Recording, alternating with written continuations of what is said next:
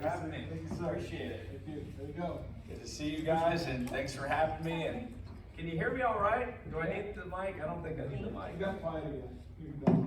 Yeah. I'm not going to use the mic, and I'm not going to stand far away. I like to be close. Plus, I'm not a preacher, so I don't want to usurp the office there. Although we do need more preachers in politics, like Willie over here. That's what we need, right? Mm-hmm. So I'm Anthony Sabatini. Actually, I do need an introduction. Not everybody knows who I am. I'm kidding with you. I'm Anthony Sabatini. I'm a state representative. I represent most of Lake County. Have the whole Orange County border, so my district literally starts a mile from here. And it's an honor to be here. I just heard about your guys' group, and it's pretty exciting. I like the fact that grassroots conservative groups are springing up and assembling without direction. We don't need the state party or the rhinos and the Republican establishment to tell us when we have to organize. We just need to get together and come up with real solutions. And I'm telling you right now, so most people will say to me, Sabatini, you're fighting for all this stuff, and these other Republicans aren't doing anything. How come they're not doing anything? We see you doing all this and they're not doing anything. And the unfortunate thing is, it's actually wrong. It's actually worse than that. Most Republicans are actually working against you. I mean that quite literally. I'm not saying that for rhetorical effect. I'm not saying that to try to say, oh, I'm so great. I'm here to tell you that most of the established Republicans have combined forces with people and institutions that are the biggest threat to our American way of life. Oftentimes they're the big woke companies. Sometimes there are other types of special interests, but they're basically bought and paid for by institutions that are hostile to the American way of life. And when I say the American way of life, I mean really the way we all live and the things that we grew up thinking were completely normal. You know, the middle class, owning your own business, speaking your own mind, you know, personal responsibility, freedom of speech, Second Amendment, you know, Bill of Rights. They want it all gone. I mean, they basically do want a socialist government in this country, and most of the Republicans are just useful idiots that are just very willing to go out and do the bidding of these institutions. One of them is Walt Disney World, right? We all love Disney, right? Visiting Disney. Well, it's actually, that's more for rhetoric. I don't really go to Disney at all. I just know people who do, and most of my constituents work there, so I don't really try to be too critical. But those days are gone. We can no longer be quiet about institutions that are doing everything they can to destroy the American way of life. Let me tell you what I mean. So, Walt Disney literally spends money on both sides of the aisle, electing Republicans and Democrats, who are basically going to do everything they can to increase corporate welfare, invade the private rights of their citizens, but further kill policies that we think are good conservative policies, but they don't think are good for their state. So like the biggest enemy of the Second Amendment in the state of Florida is Disney. They'll actually go and dump crazy amounts of money to the so-called Republican leaders, well, actually I should use two sets of quotes here, Republican leaders in the state. They're neither real, they're rhinos, and they're not really leaders at all. Dump money into their coffers for them to kill the policies in which we believe in. It happens again and again and again. I'll give you a perfect example. Right now, we are coping and telling ourselves, we're in the free state of Florida, we're so free here, it's so great. We're on defense. We're running defense. When I say we, I mean the so-called leaders, and actually the people themselves in many ways. We're constantly on defense. How is this possible that we have the governor's mansion, the state senate, the state house, the Supreme Court, all these other institutions, and yet we're still playing defense? We're letting school boards and all these different institutes, group up on us and push us right now. Right now, they completely and totally walk all over the legislature and the governor. I'll tell you exactly why. It's because most Republicans in office actually don't care about the things they're doing. Right? So I was the only Republican in the state capitol who did not wear a mask for the entire special legislative session, which we had said. And it wasn't to make a stand. It wasn't like, oh, I'm here to prove a point. It was straight up, they don't work. We're honest about that. Most people know they don't work. I mean, you probably saw the video today, the kid vaping and all the smoke coming right out the front of the so-called protective mask. It's like a joke. But here's the Speaker of the House and the Republicans walking around parading in their masks and sending people home who were so-called exposed, asking people to go home. Constitution, they couldn't send them home, but asking them to go home. if they were so-called exposed to somebody who may have had contact with somebody who possibly had COVID. The whole thing's a joke. Let me take a back step. I'm telling you this whole story to tell you, we have enormous work to do inside of the movement, okay? The conservative movement, right? Which really needs a new title. Because what are we conserving now? I mean, yeah, there's still things to conserve, but so many of the great things we need to keep, we've lost. And it's been on Republican watch, and we need to get it back. And so so obviously people now call Patriot community, or the, All American, America First, MAGA, whatever you want to call it, the movement of normalcy in protecting this country and sovereignty and liberty needs to start taking back the Republican Party. This Republican Party is not in our hands. People think it is because they see one little win, one bone gets thrown out to us from the legislature, like, oh, we're going to ban men from women's sports. But then they'll completely and totally ignore the law allowing, or the insane practice that it allows children who think they're transgender to have surgeries done to them as low as 12 years old. So the same party that'll pass one little bill like, hey, we're not going to allow a 35-year-old man to compete in a girl's sport or whatever, will also just kill all these other bills that save the lives of children. That's my bill, by the way. I file that bill every year, and the Republicans kill that bill every single year. So I'm giving you an example of where we're at in the party. So I did not come here to talk about my congressional campaign. People are always like, they just think I'm going to give some stale speech about my congressional campaign, but for me, I'm running because of the movement, not me. I just think I'm one of many people that need to be involved, so that's why I'm running for Congress. But I'm not here to talk about that. I'm here to talk about the movement. The movement needs primary elections. We need primaries. We need people who are actually going to go and find these Republicans that are total, complete hypocrites and primary them. Let's go back to the vaccine thing for a second. So right now, my phone's blowing up because I wear two hats. I'm a lawyer and a state rep. I get hundreds of emails, texts, calls a day, and it's heartbreaking because I want to be able to take all their cases and do all these things. I can't. I just physically can't because there's just not enough conservative attorneys and state reps to champion their causes. So I've been begging, quite literally begging, through letters, calls, social media posts, everything, the governor and all the state legislative leaders to call a special session to protect people's fundamental rights to move around freely without a mask. No more lockdowns, no more masks, no more vaccines. To this day, not a single Republican in the state of Florida, other than myself, is in favor of having that special session. They're just sitting idly by. I had my staff meet with several hundred firefighters. Willie was there too on Monday. I was in Tallahassee for a gun rights rally, otherwise I would have been there, but which was scheduled a month before. So he met with them. They're going to be fired in less than 9 days unless these Republicans act, and yet the Republicans aren't going to act. I mean, I'm going to do an official poll tomorrow. It goes out tomorrow morning to all the Republicans. Like, you are on the record, yes or no special session, so people know if they need to primary you or not. But quite literally, it's like they say to them. I quote my friend Matt Gates all the time when he said, they say that I'm not a team player. I am a team player. They're just not on my team. It's true. I mean, I'm a huge team player, right? I love the fight for the movement, the grassroots. But the elected class is not my team. I don't come here to protect the elected class, contribute to the elected class, the special political class, which is really, I mean, quite literally, like a Marxian sense, they are a class apart from society. The elected class, in many ways, unless they're very conscious of it like I am and actively fight it, they get co-opted into a special class and start getting influenced by special interests, and they literally just float away. They float away. You see it every single time, whether it's city, county, school board, state, federal, president. They start floating away. And I'm not going to bore you with an hour lecture on why that happens, but it happens. So they are not fighting on that issue. They're not fighting on a lot of the issues. It's remarkable that the mindset of old conservatism from the 1980s, right? The conservatism that just meant we're going to play some defense, has still taken hold of our party to the point where it's incapable of Republicans to think in terms of offense. It's incapable. They cannot do it. So what we need is like real reform. It's up to people like you and the grassroots groups to take over the party again and start bringing the strategic thinking of offense again, right?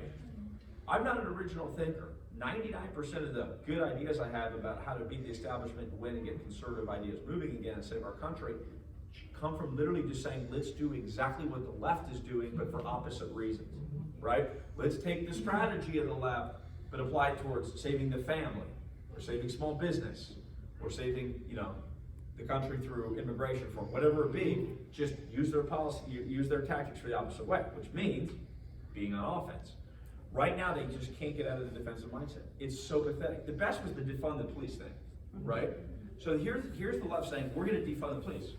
The Republican answer was, we're against defunding the police. That was the answer. And I just thought to myself, I'm like, you just normalized the concept, right? Psychologically, you just normalized the concept of defund the police, because now what you said, the answer to defund the police, which should have been, you should be in jail for even suggesting such a thing, you should be thrown out of office, we should double the funding of the police, we should crush the left and break up BLM because you can suggest that. Instead it's, here's my position, I disagree with you, right? So now the normal, moderate position between those two posts is, well, maybe we could define a little bit or something, right? You see what I mean? Like, they moved what I call the Overton window. So here we are a year later, we all laugh when they said defund the police, but guess what, now it's happening. And actually a new, even worse trend has emerged, which is called reimagining the police. Have you heard this phrase? Yeah. So this is, and from the beginning, I knew the defund the police thing was gonna be a threat in some of the really far left cities like Minneapolis, but the bigger threat is the thing that they're gonna engage in more commonly, which is to say, we don't wanna cut the police's budget, we wanna give them more money, but we wanna be able to turn those police on groups and parts of society that are bad for society. So those MAGA people that assemble and say crazy things and don't think Biden's the president, aka, this is their words, not mine. We're gonna make sure that the police go visit their home and check on them and do a welfare check on them, check on their posts, etc., right? They're gonna repurpose the police. Remember, the CIA and the FBI are police agencies. Are they defunding them? No. They have higher budget than ever. In fact, the IRS just got, I think, like a 15% increase in their employment. They wanna reimagine police agencies from going from being neutral, colorblind, apolitical agencies to, we're here to benefit society, increase its welfare in other ways. You see what I'm saying? So this is the real threat. It's far worse than defunding the police. I'm jumping around here. I haven't had my coffee yet. Hold on. So Republicans need a change in their mindset, because if we get to the idea of mindset, then we can go and start to deconstruct and destroy these things. The answer to defunding the police should have been, we're going to destroy and literally break up BLM. One of Donald Trump is a great president. I love Donald Trump. I'm still a huge supporter. But one of the things he could have done better is he really stood back and let the riots occur for a long time. Now, of course, most would say, oh, it was Bill Barr, it was the DOJ, it was the deep state. But let's be honest, the president has that call. They did not break up BLM. They could have actually went in, used the FBI and CIA to find the people in Antifa and BLM that were organizing insane rallies that caused $2 billion of damage, 300 cities, 30 dead police officers, etc., and destroyed them on day one. They chose not to, because the mentality of the Republican Party has still been defense, conservative, stop, slow down, not offense. And we have to turn that around. Because if not, we're gone. The Republicans always get so mad at me. They're always like, oh my God, you're being too extreme. What I always tell them is, if the Dems had power in Florida, quite literally, we'd probably all be in gulags. I mean, seriously, they would probably try to get us kicked out of our jobs. You would lose custody of your children. There would be no voucher school, no school option. And you would lose custody of your child if you tried to teach the insane stuff that they believe in. That's literally where we would be right now. So why are we hanging from a thread in Florida and not trying to deinstitutionalize the left in our state? Why are we not trying to shut them down and diminish them in our state? Why are we allowing thugs in the local government like Jerry Demings to cause hell in the lives of the people who live in Orange County? Why are we allowing that to happen? This is what's so funny. People will go and protest Jerry Demings. Oh my God, Jerry Demings this. He's laughing at you protesting because he loves it, right? The liberals, they hate him more. The Senate cheers him on. And then you guys are outside sweating while he's in there like in his air-conditioned room, making $250,000 or whatever it is, paying all his guys unlimited money. But guess who has the real power in the state? He knows that the people with the real power, the governor and the legislature, there's children in the room, I'm not going to say it, but lack the gusto, lack the spine, lack the courage to drop the hammer on these local governments, right? The universities and colleges need to be defunded and deinstitutionalized, or at least the colleges on their campuses, the parts of their campus, which are I would say about half of their campuses, that project and manifest the leftism that's destroying our society. We are subsidizing it right now. The local governments, and this is when people like Willie and some other people might know this, but like a lot of people don't realize, local governments, which we fund through the legislature, are another hotbed. They're just as bad as the universities for using state dollars, tax dollars, to foster incubators for leftism in our state. So we're the supposedly Republican state that tosses hundreds of millions, oftentimes billions, really many billions, right? We have a $101 billion budget. I voted against it, but whatever. Billions and billions of dollars to local governments, nonprofits, and most importantly, colleges, universities that use that money to turn on us, right? To restrict your property rights, your ability to move around, enforce lockdowns. We literally subsidize it.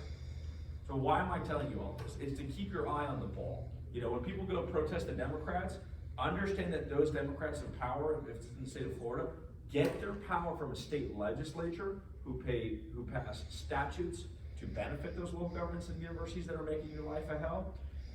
That oftentimes, and this is really always the case, pass enormous amount of appropriations and taxpayer money to go embolden them and pad them and help them and massage them and let them do whatever the hell they want to do in this state of Florida. And why is it happening?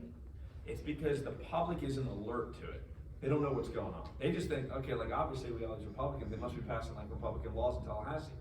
Quite literally, no. They're passing a budget that enhances and emboldens these insane tyrants in local governments to cause a living hell in our lives. So what we need to do is get really active and start watching what Tallahassee legislators are doing and start holding their feet to the fire on votes. People always say, well, you always say this after you, why are you running for Congress?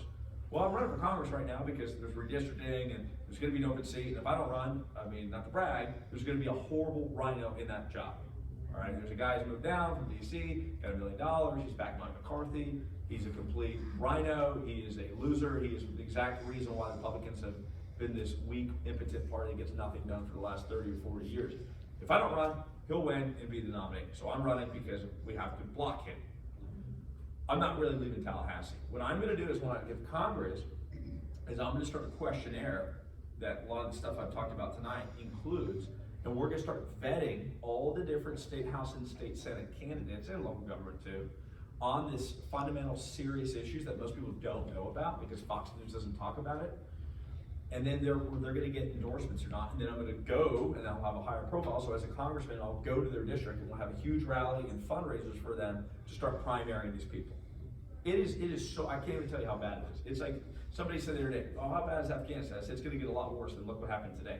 It's like, what you see is just the first stage. You're just seeing like sort of the iceberg. It's gonna get a lot worse. And even today was as horrible as it was, it's gonna get worse. They've created a disaster. That's where we are politically. What you're seeing right now with CRT and the mandatory masks and all this stuff, this is the beginning. You know, 5 years, 10 years out, they have a bigger plan, and the logic of their thinking is going to lead us to basically to a totalitarian society unless we act. So I'm super engaged, and we're going to be recruiting a lot of people. Even though I'm running for Congress, we're going to be recruiting a lot of people, probably some people in this room. And by the way, that's the hardest thing in politics. Everyone's like, oh man, it must be fundraising or this and that or getting organized. Actually, the single hardest thing I've witnessed in politics in terms of building a conservative movement is candidate recruitment. Because everybody's going to tell you, oh my God, you know, here's what we got to do. And Sabatini, you need to do this or you're doing this wrong. I'll say, okay, are you going to run for that job? Not like to shame them, but like really trying to recruit. And they'll be like, no, I can't do it. I can't do it. I can't. I got kids. I got business. I got this. I got that. I'm telling you folks, if people don't start standing up and filing for all these offices, we'll lose the country. You know, in 1776 or 75, when we had the Second Continental Congress, imagine if the founding fathers were like, I got a farm. Like, I'd love to go to Philadelphia or whatever, or, you know, or get engaged or go to France or whatever as a diplomat, but I can't. I got my farm. I gotta stay home. I got 2 kids. I gotta watch my TV shows too. If we don't get people engaged right now, we'll lose the country. This is a call to arms. I mean this quite literally. This is no longer a 2-hour-a-week thing. Like, oh, I'm gonna go to the one meeting. It's gonna be average Americans spending 12, 14, 16 hours a day, like some of the people in this room do, engaged in a political fight to save our country. Quite literally, maybe a third of the country will have to commit that much time and that much energy. The funny part is, just like I said earlier about copying the left, that's what the left did for this last 20 years. The left has had a psychotic army of people, right? Because most of them are atheists. So what they've replaced their faith with is this dogmatic, you know, I guess you call it humanistic, but really like it's like a Marxist faith of like we need to create a heaven on earth, right? They have this utopian vision that if we increase government enough and govern people's lives, we can take this country over and sort of perfect it here on earth. That's what really animates them. You got to be fair to their beliefs. It's insane and psychotic, but that's why they've been so effective. It's a religious fervor in which they've approached the practice of politics. Not like the Republicans have for too long, saying, well, politics, we're going to keep that as separate from everything. I'll still watch my NFL games, whatever, but keep politics out of it. The left has wanted to infuse politics and everything because it infuses the meaning of their lives. And unfortunately, we need to start looking at the enterprise that way, or we'll lose the country. All right, that was a lot of stuff. It was very broad. I just jumped around a lot. I like to just talk about what's on my mind. And a lot of that's on my mind. I can talk about other things. I can talk about the bills that I filed. If it's a conservative bill and it's filed, it's probably my bill. I filed the transgender, prohibition on transgender surgeries of children bill.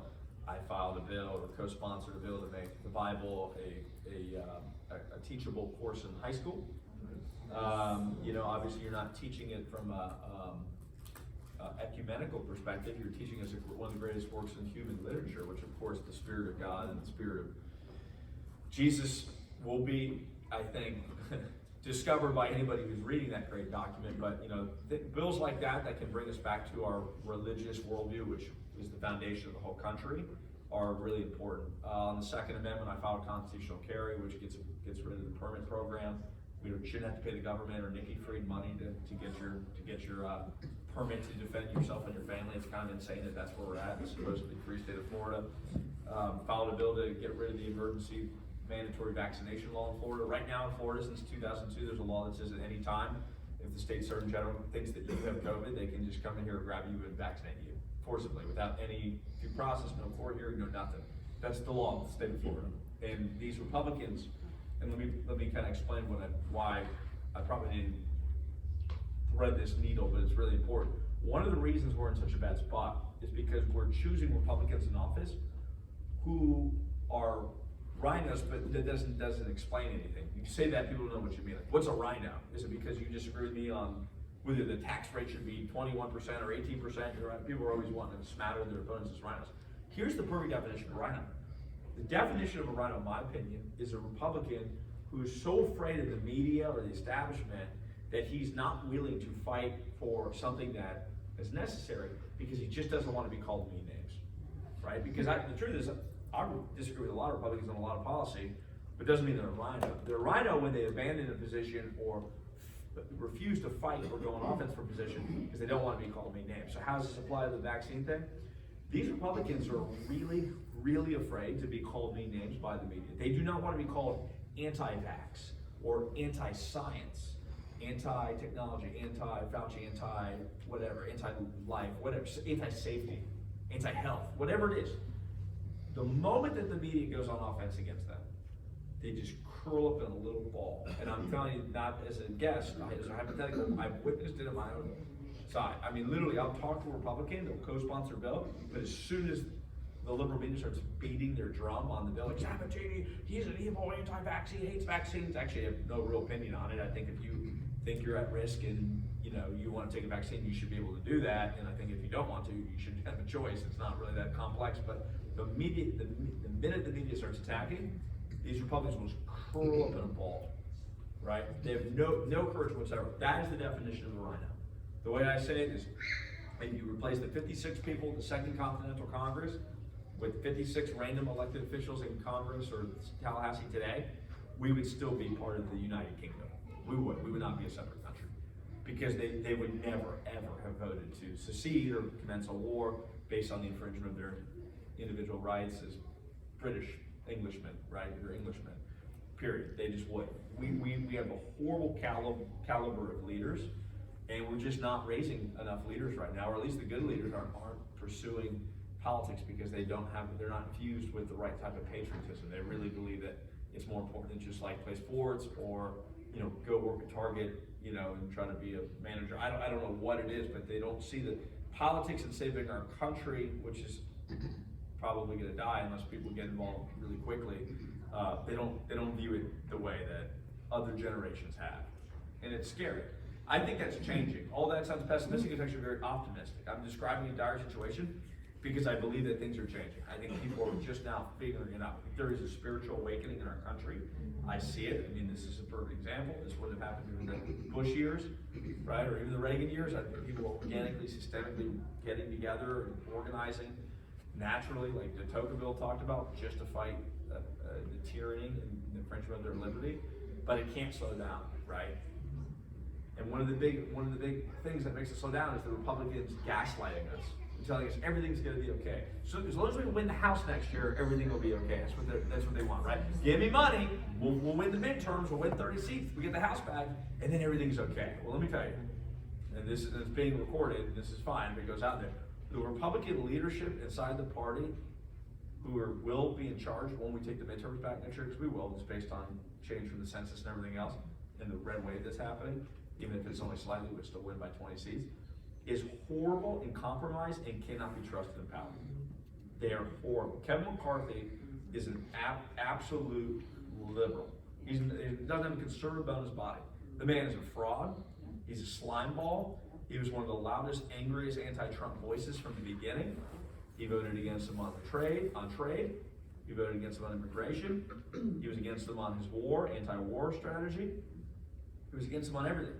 He lives with Frank Luntz, who's a corrupt lobbyist and PR guy in DC who works for Google and all the big tech companies. If you ask me, we could debate this all day, but the number one issue politically as an actual issue you can solve, not just like a bigger kind of spiritual thing or cultural thing, is the big tech censorship, right? Because the truth is Trump won in 2016 because we had this open dialogue and people were online, whether it was like, whatever blog or Breitbart they were sharing or something like Alex Jones, whatever it is.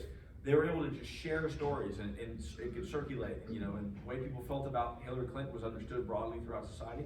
That was the difference really between 2020. I do believe there was massive fraud, but I believe the margins would have been so big that fraud couldn't have mattered if we had open dialogue, if big tech wasn't muzzling and throttling accounts and journalistic accounts to stop the dialogue. That's what happened, right? The Hunter Biden story, dead. I mean, they went straight up Cold War type, like Soviet type censorship with that one. They literally just took the story down for a few weeks. You probably remember, right?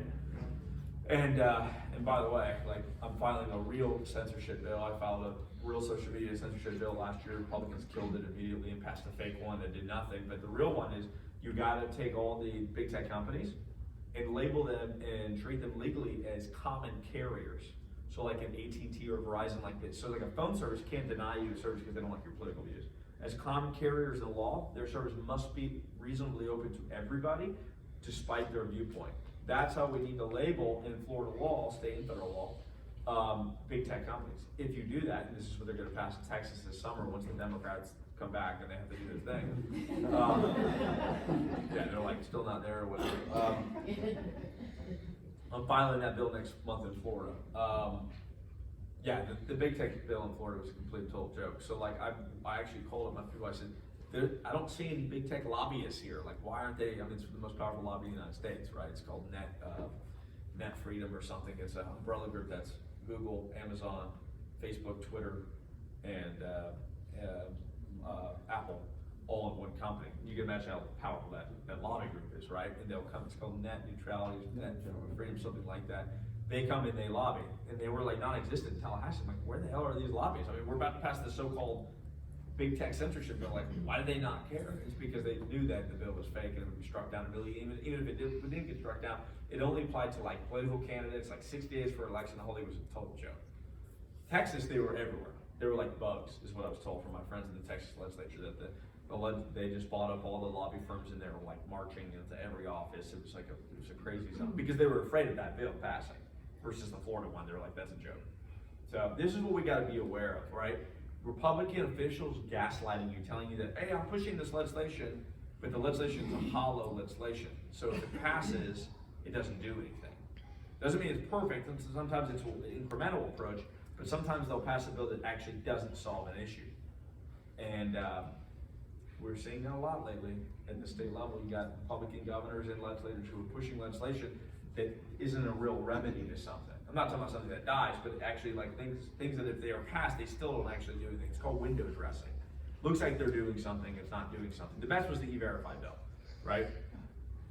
I'm not here to get involved in other people's races or talk about other officials. I'm really not. I'm here to talk about the movement and like what we can do as American people to get involved and hold our leaders accountable and deliver wins that save the country, the middle class, the family, and freedom itself. But here's what I'll say about the E-Verify bill. So the E-Verify bill was supposed to be one of those, it still is, one of the top issues that state legislature can pass to stop illegal immigration through state. Does everybody know what E-Verify is? Yeah. Okay, good. So it's a system, the federal government created it, one of the few programs they created actually work. You literally just stick somebody's name in there and it says, citizen or non-citizen, right? Or like, legal status, or green card, whatever. Can they be here or not? Can they work here or not? That's it. It's very simple, it's free to use, it takes 5 minutes. You stick their name, you put their social security in there. It's super fast, super easy, and like 99.999% efficient and accurate. Certain states have passed E-Verify, so like Arizona, Georgia, other southern states in the Sun Belt passed this bill. We've been trying to get it through in Florida since 2010. But the rhino establishment, the corrupt establishment who's bought and paid for by ag industry, hotel industry, these different special interests that will say, oh my God, if you pass this, we'll lose our illegal labor and we'll go out of business. No, that's not true.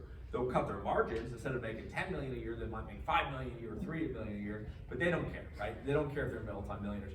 They just want to be even more rich than everybody else while the country's dying and falling apart, and so they're willing to kill these bills. So anyways, for 10 years, Rick Scott, now DeSantis, 5 speakers, 5 Senate presidents, all this time, everybody promises to fight illegal immigration. Not a single one of them have ever fought it, right? So DeSantis 2 years ago said, I'm going to pass E-Verify in Florida, mandatory E-Verify.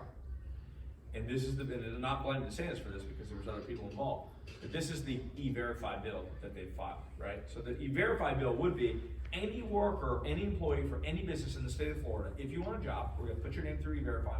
You cannot work until you've been E-Verified. This is the bill that they filed and passed. If you work for a city or a county, literally a political subdivision, municipality, so that's 1% of Florida's workforce works for a city or a county, you must be E-Verified. If you work for the 99%, of employers that aren't the city or the county, you don't have to be E-Verified. You have to be, you have the option. You can either go through your employees as the employer, you can either put them through the E-Verify system, or you can collect and hold on to their I-9 documents, which means like driver's license, birth certificate, etc. Those are the very easily made fraudulent documents. It's what illegal immigrants use. It'll be like a fake birth certificate. I'm from Iowa, born in '87, all it's fake, and they made it.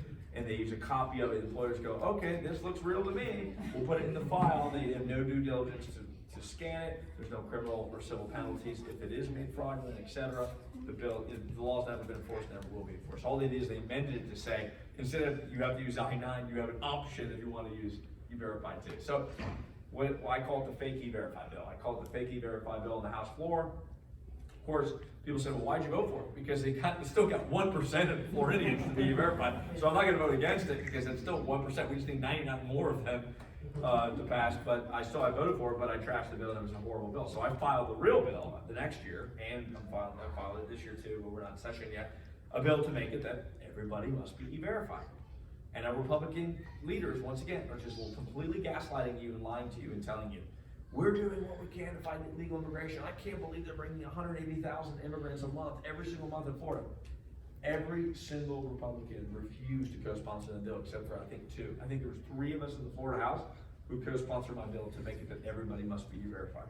How is this even a debatable position, by the way? I was very naive when I got into politics. I was 27. I lived here my whole life. I was born in New York, but I moved to Florida when I was 1. I grew up with my daughter in Eustis.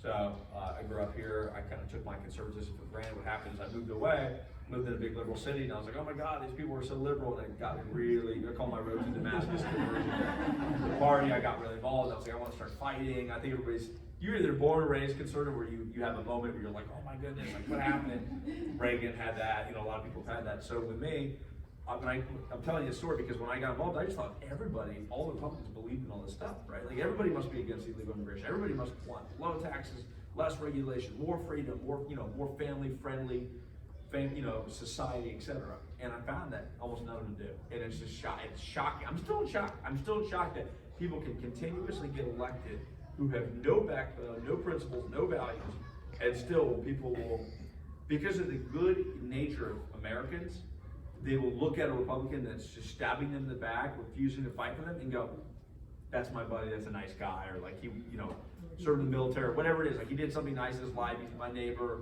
did Boy Scouts, whatever, and I'm just not gonna hold him accountable. Instead of doing the right thing, which is just excoriate him, throw him out of office, primary him, and get somebody who's gonna fight for your values. And I'm shocked it doesn't happen more often, but it's because just people are good natured, and it's really hard for them. They might hate Congress, but they love their congressman, right? It's a cognitive dissonance they have. But I tell that story because when I got involved in politics, I never thought I was going to be the hard right guy, far right, extreme. I never thought I was that guy. I always thought I'm probably just like everybody else. And what I found was they're all frauds, and I have a really guilty conscience. I'm not going to join them. I can't sleep at night knowing that I'm going to vote for that, right? My first day, City Commission, Eustis, Florida, they wanted to ban, there was a bill to ban all the backyard chickens in people's yards, right? And for me, I just think this is a private rights issue, right? So you've saved money your whole life, working $35,000 a year, whatever, Disney, mopping floors, whatever. You bought a house, and you want to have a chicken on your own land, in your own yard, and these people over here are telling you, you can't. You bought the house, it's your property, you've worked with all your sweat equity to buy this land, and they're telling you, you can't have a chicken on your yard. So that was my first vote ever, was a 4-1 vote, we lost. To allow people to have a backyard chicken, and we even had a little bit of caution. I had like 10 feet away from everybody's yard, had to be fenced in, whatever. But just from that point on, and it was all Republicans on the board, from that point on, I realized there's no principle. Most Republican officials are complete rhinos, and there's nothing animates. So the next meeting, by the way, a psychotic atheist, anti-Christian atheist group called the Central Florida Free Thought Alliance came to the meeting and said, we're going to give an atheist prayer for this meeting, right? Just to taunt Christians. Right? They're like, we're going to come up and give a godless prayer. So the prayer was going to be like, dear thy God of science and reason and rationality. I mean, literally, and if you go around local government meetings, you'll see these people, they do it. So I'm looking at this is the day before the meeting, I'm talking to all the people in the city staff, I'm like, I'm in law school, I'm going to research this. I know constitutionally we can't ban them. You're not allowed to ban someone who wants to volunteer to do the prayer. But we can do like more than one prayer, right? They're like, yeah. So I'm like, I'll do a prayer too. So I did a real Christian prayer. I'm Catholic, so I just did like a very traditional prayer, and they did their atheist prayer, and they were furious and angry that we had done a real one, and then I proposed an ordinance to ban atheists from ever giving a prayer again. It was in the papers, the whole thing.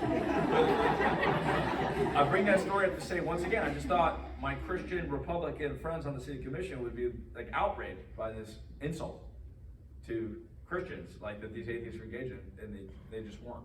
Their thing was, oh, let's not pick a fight, let's not get engaged, let's not do anything. They threatened a lawsuit against the city, and it's just been that way ever since. Next was the Confederate monument issue, which everybody attacked me for. Oh my God, Sabatini, why are you so dogmatic on these Confederate monuments? Why do you care so much about these Confederate monuments? Right? It's because when you're looking at what the liberals and the left is proposing, don't just look at the exact thing they're proposing, look at the logic behind it and where it leads, right? The precedent it creates. All 4 of my grandparents are from Italy. They came here in 1952. I don't have Civil War ancestors, but I fought harder for the Confederate monuments than anybody in the town of Eustis. Because for me, I knew where it led, the impulse which led them to destroy and deface and attack these Confederate monuments and the ancestors of people who fought in those battles was, this is impure because they fought for a side that, by today's standards, is morally and politically impure.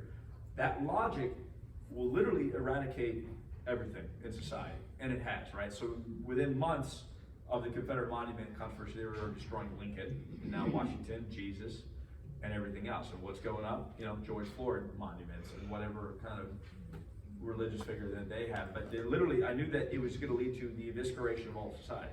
Very similar to Mao. When Mao came into power, he wanted to destroy all of Chinese history because it was full of slavery and war and horror and just disturbing things, and narco abuses of power.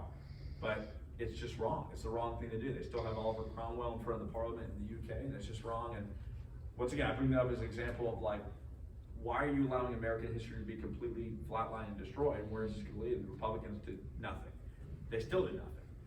And we got to get more people recruited and put into office, and who are going to stand up for these just very basic, for me, just very simple things, right?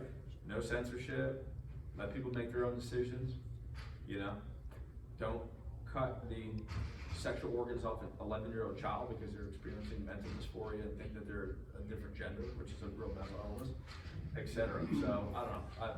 I think everything I'm saying is really common sense. You might think I'm crazy, but that's just what I've always believed. That's what I'm doing. That's why I'm running for Congress too. So, you have questions, or I can just keep rambling? Yes, sir. I mean, I think that's the biggest thing, is it is common sense. I mean, Yeah. in my mind, again, it's like, there should be those basic freedoms, and the thing that's so frustrating is that you have that disconnect. We knew back in the 80s and the 90s that, politicians were crooks, but, we didn't never say anything about it. Now it's plain, and it's so in our face, and it's so like obvious that we've lost the common sense. But how do we take that disconnect? How can we reestablish at the local level, that whether it be the national level, the state level, or how do we reconnect that so we know, like, the issues that you're wanting to stand for? Yeah. How can that? A lot of work is pamphlet, by the way. All right. I'll give you a bad answer and a good answer. The bad answer is, well, I guess negative or unfortunate answer is that there isn't like a website group or anything that has all the state issues combined where anyone can just easily track and see what's going on. That needs to be created. I need to find like a mega donor who put $1 million into a site with the staff that will take every bill, every issue, and say, like, here's what they're doing, here's what they're not doing. Here's where your rep refuses to co-sponsor everything, they actually voted against this on that, blah, blah, blah, blah. You can just give grassroots all the information. It takes money, it takes time, we need a group, we need somebody who's gonna fund that, put that together and get that going, that we can all use. I think, like the tail end of Willie's speech, I heard him talk about Florida Family Policy Council's judicial guy, very good guy.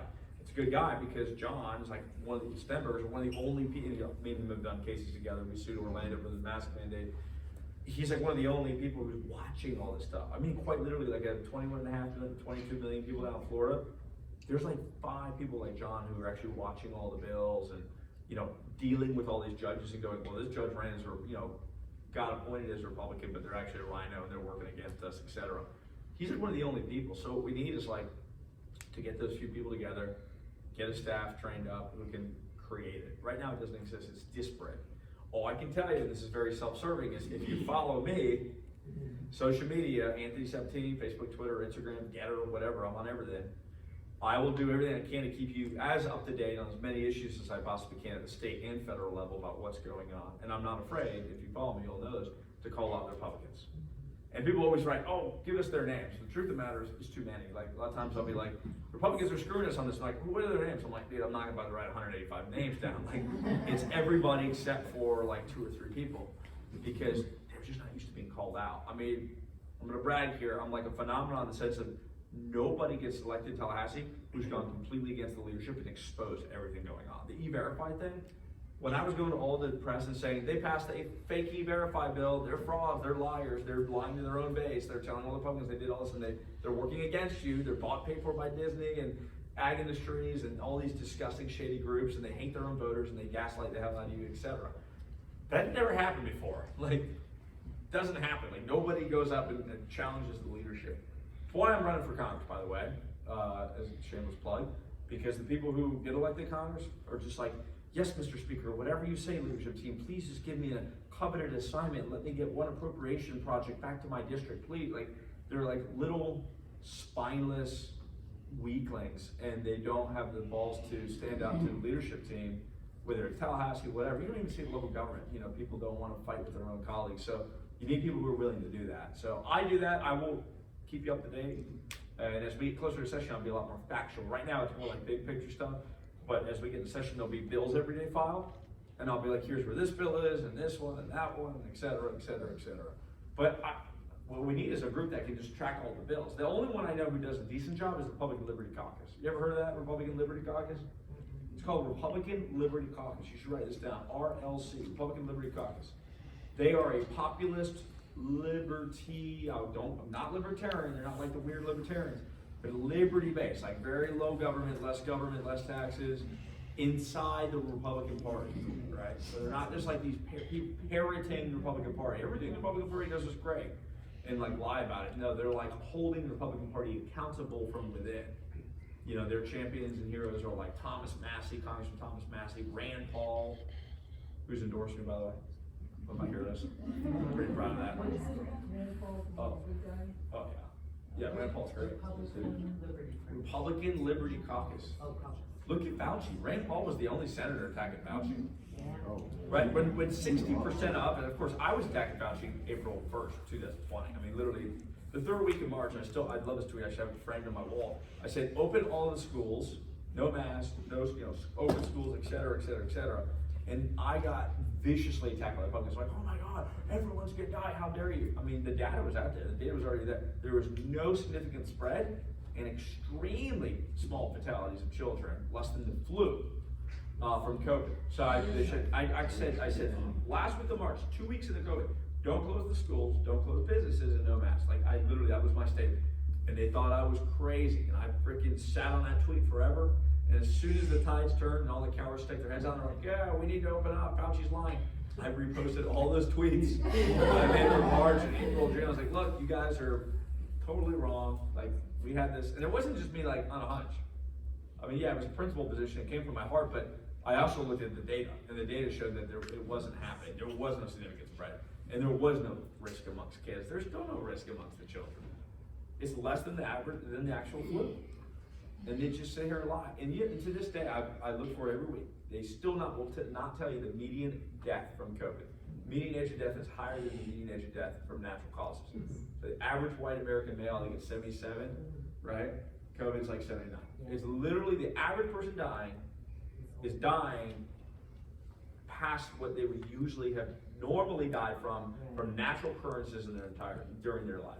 That's insane. If the American people knew that, which I think like maybe 2% of the public knows that, they would say, okay, well, whether I get vaccinated or not, or wear a mask or whatever, I don't think that we should ever have this giant centralized government response to something that is less dangerous than our own personal decisions and the threat of being in society as a whole, right? Heart disease, whatever it be. There's just no reason to have a government response, right?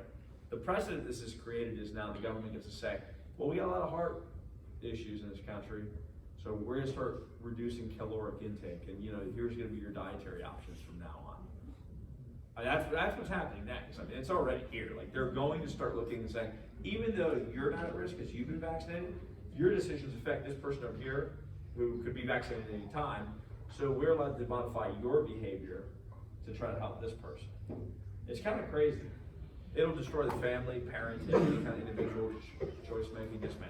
What's the actual mandated stuff in Florida right now? The employer, if someone doesn't get the vaccine, it fires a person? Oh yeah. No, so Montana is the only state in the country that's made vaccination status a protected right. A protected class, you can call it protected class, but medical status, medical freedom is a protected class. So basically, in Montana, if an employer's like, are you vaccinated? That's illegal. They can't even inquire. That's where Florida needs to be. But our cowardly Republican, I had that bill, by the way, I almost spoiled my surprise. I'm filing in 2 weeks, it's still in drafting, they just work really slow. They work very slow on my bills, by the way. People get mad, like, you say you're gonna file this, file it. It's because drafting does it really slow because they don't like me. Because they don't, they really don't. They know I'm like a thorn in the side of their leadership, and they work for the House, which is run by a rhino, named Chris Sprouse, he's a total rhino.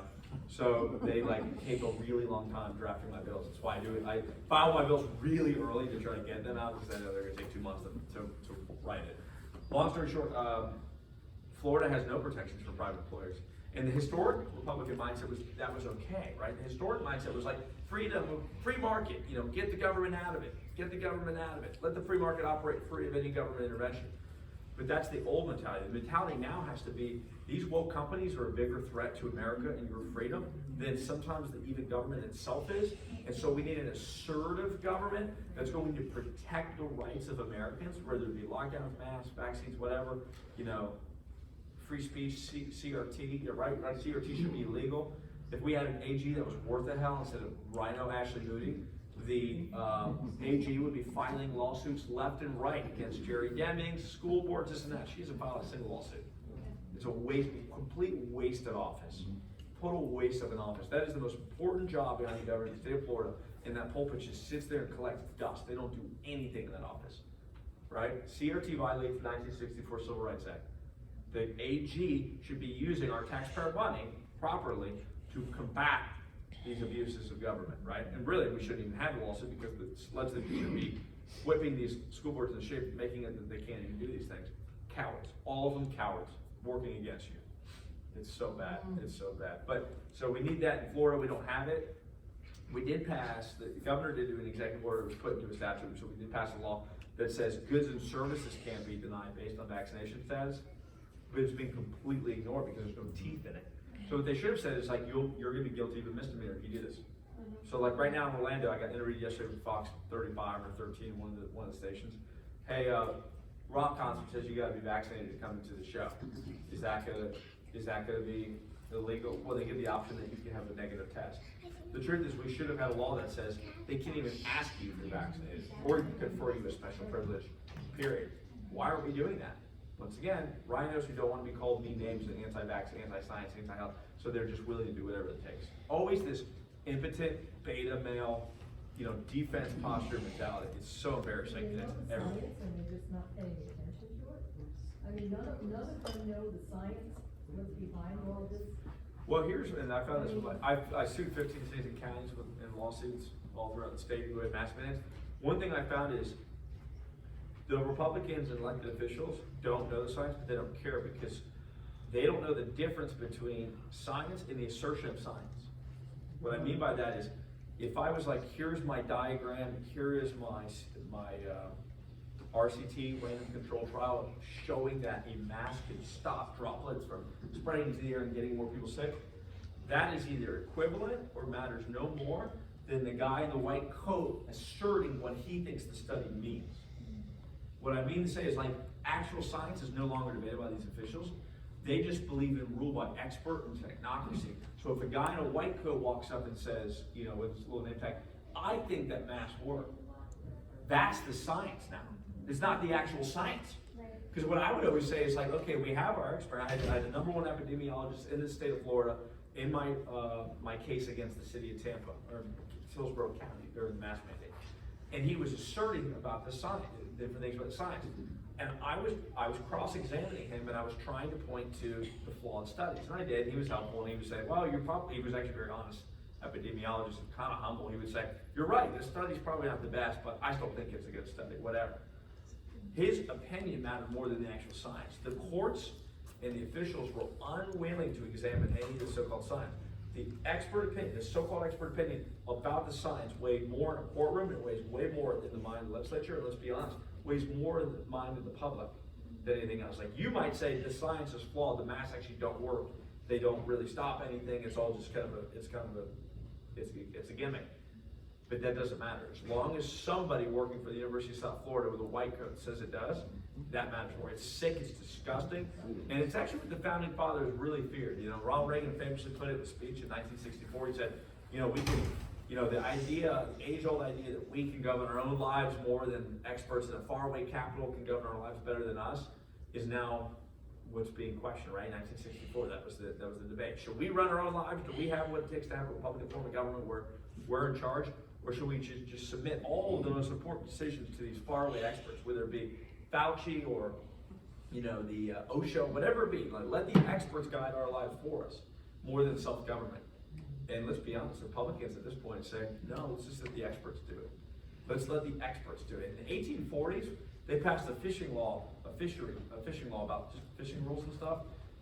And the congressmen sat down and they actually wrote it all themselves, the degrees for which you could, the seasons, the types of fish, etc. That's how the Congress used to work. They used to go and get to the nitty-gritty of lawmaking. That would never happen anymore. Today they kick the whole thing to an agency or a special interest group. They write the law, they come back and they rubber stamp it and vote on it. There's no more actual real lawmaking and consent of the government. Your elected Republican has abdicated his role as a legislator to these special interest groups like Fauci. The CDC has more power than the Congress. Why? Because the Congress gave them all the power. Congress says CDC's in charge. CDC guidance, CDC rules. What they're trying to say is, we don't really know, so we're just gonna kick it to them.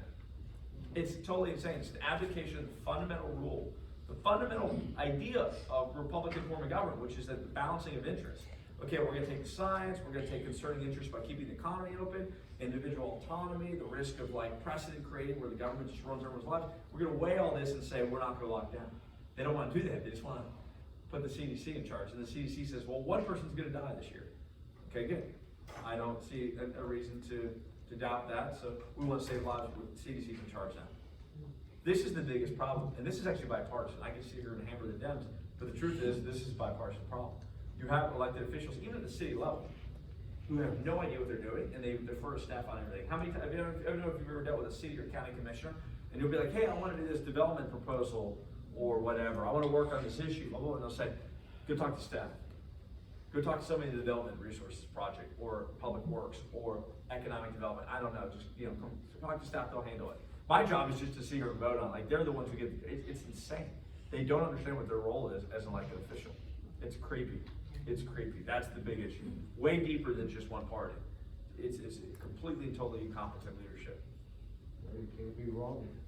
Somebody else is making the decision. Right? It's also a deflected thing, and the benefit is not just, it's easier, but it's also a CYA thing, right? Covering your own. Because what you do is, you say, well, that staffer screwed everything up. We're gonna fire him and demand some accountability. We're dropping the hammer. I'm a responsible public official now, right? Afghanistan is just that. The smart people on Twitter that I follow are being honest about it. Those people won't. They want to just say it's Biden. Yeah, Biden's incompetent. They probably contribute to it, but Washington's totally broken. There's no accountability to the Pentagon. It is totally asleep at the wheel. It's both, and by the way, it's both parties. They have no idea what's going on in the Pentagon. There's no accountability to the DOD. The generals don't even know what they're doing. It's all finger pointing. There's no leadership. There's no oversight. The whole thing's a clown show. Just so happens that Dems are in charge. Here's the matter: is Republicans would probably screw it up. Probably not as badly, but they would screw it up too. They don't have the courage to go to the generals and question them. Milley was hired by the last president. It's the same people. Hello, it's all just like, it's. We need to look at this whole problem as the political class is a complete. It's what got Trump elected, right? The political class as a whole is a complete and total, not just corrupt failure, but actually working against us, and it's time to clean house. Yes. It's a big task, but at every level, city commission, all the way up. But, sorry, that was a lot. I just kind of rambled. More questions? I got plenty of time. Yes, Willie. I don't have a question, but I would state that he is the only state legislator that got an A++ for the Republican Liberty Caucus. So that's. I'm proud of my voting record, but what I always tell people now is, even though I have the most conservative voting record, that's not enough. Voting is not enough. You need people who are going to be engaged in the fight, right? I follow these lawsuits on the side. I piss off the caucus by reporting to the public everything that's going on and explaining to them, like I just did to you tonight. Everything Demings is doing is coming with Republican consent. They're completely A-okay with what's happening. And that the marches and the protests and the anger should not be at Demings. He's an evil ghoul and he should be protested. But it actually should be at the legislature, because they're the ones who have enabled him. And this is what I mean. So like the voting record matters. I have the highest score from Club for Growth. I have 100% rating from ACU, RLC.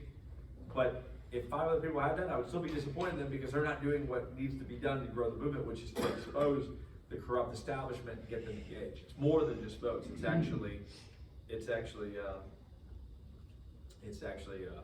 engaging them in these very, very important fights. And a lot of them are just unwilling to do it because they don't want to be attacked by their peers. Once they're in the political class, they don't want to be attacked by their colleagues. It's funny, the Sentinel, bloggers and stuff like Sabatini is one of the most hated reps in Tallahassee. And Gates used to tell me the same thing. Gates would have said, I'm like the most hated congressman in DC. I'm like, oh, by the Democrats? He's like, no, by the Republicans. I'm like, what do you mean? The grassroots love you. You're always fighting for Trump and the issues. Like, no, that's why they don't like me. They don't want me doing that. They want you to sit there quietly and be a team player. They always use euphemistic language like that to try to coalesce you into their little scheme. Weird. Any more questions? All right, well, I'd love to come back. You guys meet the same night as the Orange County Republican Party, by the way. Actually, there's one more question. Yeah. Okay. But I said, you guys should consider another night, so that way I can go to both. Because I would love to come to your group more, but I got to go to the REC meeting, which you guys need to be in, right? Because there's some good people in there, but there's some rhinos too, and you got to outnumber them. And you got to take that. If you take the REC over, there's no limit to what you can do. Look what happened in Bay County. So most of the RCs have a lot of rhinos in them. They conservatives too, but they got a lot of rhinos. So they're like, oh no, we just had here to register voters. Register voters is one of the tasks, but you should need to be the voice of the party where it should go. Bay County and the Panhandle, Panama City, super conservative, and they were pushing the National Party to get rid of Liz Cheney and all this stuff. All these other RECs didn't do anything on policy. REC means Republican Executive Committee. That's your county party. Your county party. So the Republican Party is a national party, which is a state committee man, a national committee man, national committee woman, and a state chairman from all 50 states, right? That's what the party is, 150 people. And then there's the state party. The state party is 3 people from every county. There's 67 counties in Florida, so it's a national committee man, or a state committee man, state committee woman, which is my wife for Lake County. She represents my county at the state party. And then the county chairman, and that's like 200 people because the governor gets some picks, et cetera, et cetera. And that's the state party. That's what the party actually literally is. And then the county party is people who are in each precinct. We have 150 something precincts in Lake County. I think, was it 200 here? 220, something like that. There's one person each precinct. That's the county party. So you're like, what, the Orange County party? What is it? It's one person, all the different voting precincts in Orange County. That's what it is. You guys join the different precincts and take it over and gear it to be more. Fine. Now, it's not attacking the leadership of the county party. I like the leadership of the county party. I'm friends with them. But then everybody can do a better job, right? We can fight harder, and we can have more conservatives that are going to drive policy, and that's what we need. We need people inside the RCs taking it over. We have a very conservative one in Lake County, and there's always a coup from the rhinos that try to take the party over and make it, but they're like, we want them to be more moderate. And we always beat them up, but they're always trying to take it over. Always. Questions? Sorry. Yeah, I had a question. That's a while ago. Sorry about that. I appreciated, I got a sense that you really had an understanding of the history of Marxism and socialism, because you referenced it a few times in the 20th century, and I think anyone who's studied that can look at historical examples and see that the United States is really at the tail end or on the brink of collapse, and it's very predictable. And when you're interacting with politicians on a state and even federal level, do you get any indication that they have any awareness of where we're at and the ramifications of running a country like a day trader? No, they have no idea. It's probably 6 or 7. Out of 120, there's 120 state reps, 78 are Republican, which is pretty high for us. It's usually about 70, 73. I'd say 7 or 8 even know what Leninism is, Marxism. If you ask them to describe Marxism as a philosophy, or quote anything from Das Kapital, or like just what socialists believe, real socialists, not like two-dimensional socialists, like people who believe in the idea like, well, we just can put the government in charge of everything and everything will be fine. They wouldn't even know what you're talking about. They just have no idea. The average state rep is somebody who's just like, well, I just want a lapel pin, and I want to, My resume. Yeah, I want to go to the park, ribbon cutting, and bring home an appropriation project for the water slide for the city of my town. And, I want to do a bill that creates a new license plate to save the bumblebees in Florida. I'm actually not being funny. It's really small thinking. It's like, well, and I guess that's what state legislatures used to be, right? Because it used to be the people who were just like, I'll just go serve the community, gotta get appropriation to make sure the lawns are mowed on 441, and I'm gonna vote for the budget because it's got $50,000 for the community college, and we need to get money for that community college because I like what they're doing with the hairdressing school there. It's really small stuff. They don't understand the role that they inhabit now. They inhabit the role of the last barricade before totalitarianism in this country. And when I talked about nullification, like, hey, we need to start nullifying federal laws and fight federal overreach in our states, they're scared as hell. They want to run out of the room. They don't even want me to say things like that. So to give you a long answer, their mind is so perfunctory about what the role of the state legislature is, and such a joke, and the stakes are so low in their mind as to what duty they have as state legislators, that it's really embarrassing. It's really embarrassing. You do not have people who have a compelling vision of where this country's been and where it's going and what we need to do to save it in office. You just don't. You got maybe 5 or 6. And not to brag, I'm one of those people. Yes, sir. Are there any other representatives or other folks, like maybe of those other 5 and 6 people that you could make us aware of, that we could do some research and maybe help kind of amplify maybe them? This is what I hate though, because everybody goes, Sabatini, like, you're the one fighting for us. There are a couple others, but they don't really get it. Like they're 50% better, right? So like the Speaker of the House is a total rhino, bought paid for, we working against you, doesn't do anything good, totally irrelevant. More interested in the Green New Deal and like saving, like his big thing this year was like environmentalism, giving hundreds of millions of dollars to local governments so they could build seawalls, than it was about stopping insane leftist indoctrination in our universities. He had no idea what's going on. There are 5 or 6 guys like Tommy Gregory in Sarasota, Tyler Soroy and Brevard. There's some really good guys who understand what's going on, and they're better, but I love them to death, and I'll tell them if they're in the room. They haven't committed 100% to just saying, screw the system, we have to fight this and reform the whole thing, and just be outside and really fight, right? Like I've had 5 bills in mind signed by the governor, but I had to make an existential decision to step into a different role as just, they would look at me as like a provocateur, but for me it's more about challenging the whole system and exposing the system. They'll kill all my bills, or at least most of them from this point on, but if I don't do what I'm doing, people won't know how bad the Capitol really is. They really still think that they're electing these conservatives that are working for them or helping them, etc. And they also don't understand the reach that Jeb Bush has in the state still. Like there was like, oh my God, Jeb Bush got destroyed in the primary, he must be gone. Jeb Bush is still one of the most powerful people in Florida politics. And I called him a scumbag, un-American scumbag last month on Twitter. Sorry, I did name calling and they get mad at me, but I'm just trying to be honest. He's not an American scumbag. So I called him that, and you should have seen it. It all came out of the woodwork. The lobbyists, the staff, the former electeds, everybody, state reps, all attacking me, hundreds of them. And I did it because I wanted to kind of show people, like, hey, listen, like, this is who's still running the state, is the Bush family. You know, America last, global, woke capitalists who don't give a rat's ass about the middle class or about any of your idea. You're all a bunch of schizophrenic, paranoid weirdos in their eyes. They hate the grassroots. That's how they think, and that's who still runs the state. You know, if I would have said that about Trump, no one would bat an eyelash. I never would, because I like Trump. But I said it about Jeb Bush, the world was on fire for like 2 days before it politics. There were 2 news stories on it.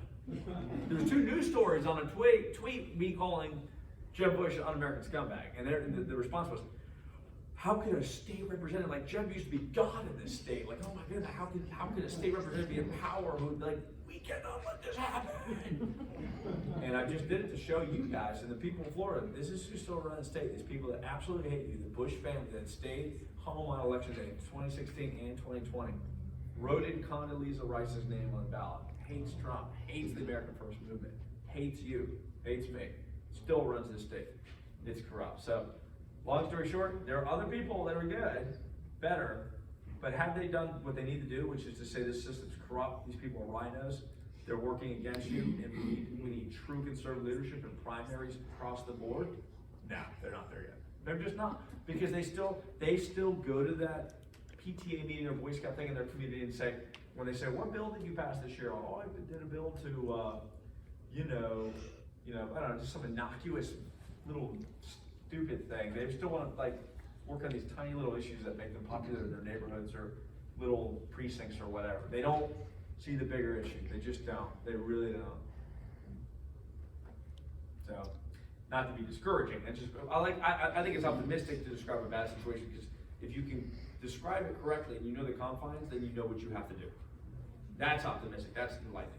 If you lie to yourself, like a lot of these people on social media do, like, Florida's land free, we're the resistance to the nation. You don't realize that, no, you're just screwed, and like, unless you want to go out and put the elbow grease and like actually work to take your state back and the party back, then you're just going to be just as bad off as anybody else. Then it is optimistic, or pessimistic sounding, I guess. So I agree with you about Jeb Bush, but why is he an un-American scumbag? What are they doing? He is a legitimate globalist. He doesn't have, like, his idea of America is just is an idea. It's not a defined place with people who want their lives respected and opportunity to succeed.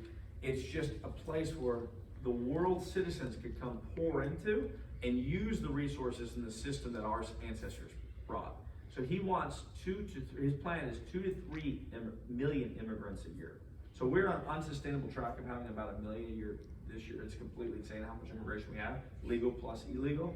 Both systems need to be reformed. He just wants completely and totally wide open borders, unlimited immigration from all around the world to come in. And the reason is he's very tied in with global capital, and his family has been for 50 years. The man's worth hundreds of millions of dollars. They're very wealthy people. For them, they're a special privileged class of intelligent, virtuous people that are gonna run the society. But you middle-class peasants, you know, the fact that you don't care about the fact that we're bringing in enormous amounts of illegal immigration, it's gonna destroy all of our ways, customs, ways of thought, and just a traditional American way of life that we all love and know, doesn't concern him whatsoever. That to me is un-American. Okay, so I'm now, from why is he immigration. still in power when? Money. So So, money and okay. influence. So the So kind of like behind corporations, the scenes? the corporations that are still very influential and control the Republican Party, Wall Street type corporations, were not. Jeb Bush raised $100 million. I think it was $150 million. It all came from global woke corporations in Wall Street who want to sell out. Remember, the Republican Party doesn't work for you. So we're being screwed as a middle class from both parties who've teamed up to screw us. So like Wall Street uses the Republican Party for like free market stuff that benefits them. And then the Democrats destroy the middle class to try to help their socialist lower class underlings so that way they could be more stuck on, or drawing a blank on a word, coming along that, just hooked on, addicted to the federal government entitlement so they can control it. Both parties have an invested interest in destroying the middle class. And that's just the way it is. And Jeb Bush is just part and parcel of the institutions and class that run the global woke people that have been really at the helm of the Republican Party until Donald Trump. Does that make sense? Yeah, and I completely. It's not agree. I just malevolence. wanted to hear it. It's not malevolence. He's like, doesn't really hate us. It's just, he just doesn't care about this country at all, and he wants to just flood it with illegal immigrants who will literally just use and abuse this country. And he loves the endless war. He thinks us sending our children to go die in endless wars in Afghanistan and Iraq is totally fine, as long as we're spreading love and democracy around the world. He's a very stupid individual in that sense. He's not a very wise and prudential elected official, but he's a bad person, because I judge people more on their actions than their intentions. But yeah, so I hope that answers your question. Today, you don't care, right? Yeah, the Bush family is unspeakably bad. They're really bad people. They really put this country in a really bad position, because between HW and the son, those were opportunities the Republican Party could have gained ground on saving the country, like through Pat Buchanan or even Jack Kemp. There were people in the races who had the right ideas about how to put the country in a better position to protect the middle class, and those people were defeated by the corrupt special interests who used the Bushes to achieve power and ruin our country. Why we've lost most of our jobs and industrial base, why we're sucked in losing trillions and countless lives on foreign deployments. It's why we're more liberal and woke than we've ever been. I mean, HW put David Souter on the court. David Souter was one of the most liberal justices in American history. He was put on there by Republican HW. They're horrible people. Yes? Yeah, just to comment, my daughter, she's a teacher down in Naples, told me there evenings, her sister had, one of the mothers, is a pre-K student. Mother asked my daughter if you can wear a skirt. Mm-hmm. That he likes wearing skirts. Mm-hmm. How can a parent, it's like, where's our common sense or pride I don't know. or Christian I values? don't know. Well, we just, we've created a society where there's just very little shame or judgment left that we really is ever critical, because they don't want to be attacked. And that's not really the fault of the people. That's because the elites in this culture have created a system where you'll be attacked if you pointed it out. Yeah. So, can I blame the country as a whole like some people want to do? Not really. I still think it's the liberal elites, the older boomers, that the Clinton type folks who took over the institutions, academia, media, everything else, and created a new cultural mode where middle class America was shamed and excoriated through Hollywood and everything else. And if somebody said, well, that's wrong, they should be wearing a skirt, they would be immediately shamed, like lose their job and life destroyed. That's what she called So it. the left is a satanic enterprise. It's a satanic enterprise. It's a sick, disgusting, these are not people who just disagree with us. These are sick, satanic, insane people who hate us, hate this country, and are just demonically possessed, psychotic people. And, it's really a shame, but until we're honest about that, you'll never be able to really deal with that. There's no more bipartisanship. Anyone tells you the same, that is true, they're idiots. Yes? You mentioned earlier that you felt there was a rising tide or an awakening. Yeah. That's coming, and I'm just curious on two parts of that. One, Sure. what are the indicators or the signs of that you're seeing to help us see that and Yeah. be encouraged by it? And then secondly, do you think any of those immigrants that are coming can recognize the freedoms of America? Yeah, let me answer the second question first because it's way easier. There's this big, insane liberal myth that Fox News and the corporatists love to put out, which is these immigrants are escaping socialism. They're so glad to get to our shores and they want freedom and everything else. It's a total lie. Maybe about 5%, right? So if they come from Cuba, yeah, it's true. And then the media goes out of their way to find the one exception. They'll find like one Venezuelan immigrant that comes over that's like, oh my God, I lost all my family, lost their fortune, blah, blah, blah, blah. And they'll try to use them as an apocryphal example to gaslight you into thinking all the immigrants think this way. I'm here not to vilify immigrants, but to tell you this, the God's honest truth. 40% of them want socialism right off the bat. They just want, they're people who are coming from really bad situations. There's no reason for them not to just immediately join the Democrat Party and vote for more expansive social services into their lives, whether it's education, healthcare, everything else they want. An enormous federal government's gonna take care of them because they're coming in as needy people, right? It's made the country much more liberal. Happened in the 1920s. Right, from the 1890s to the 1920s, right before they cut off immigration in the late 20s, there was a huge wave of immigrants. My people, Italians, right? My family came in the 50s, they weren't part of that wave. But the country got much more liberal, and it was what rose the progressives and FDR and the big government that basically created the hellhole that we're in now, came with that. You're gonna see another experience of that. Don't let the corporatists lie to you and tell you, oh, they just want freedom, they're so happy to be here, they want less government, they hate socialism. It's a lie. Most of them are just very simple people that want material gain. So they come here, they don't understand our cultural institutions, they don't understand the American way of life, they don't understand the Constitution, they don't understand the principles of liberty, government, republicanism, and our educational institutions are never going to teach them that. The first thing they're going to learn in school is these Republicans are evil, and look at this progress that we got here, FDR and Obama, and now we got Joe Biden, this big government's here to save you and give you everything you need. The education institutions are going to take those immigrants, even if they did have some conservative inkling based on their experience, and turn them into libtards like that. It's going to happen immediately. Most of them are immediate Democrat voters. This is not an opinion. This is a fact. This is straight up. Look at the voter trends, right? Look at why California is now. California's Republican state in the early 70s.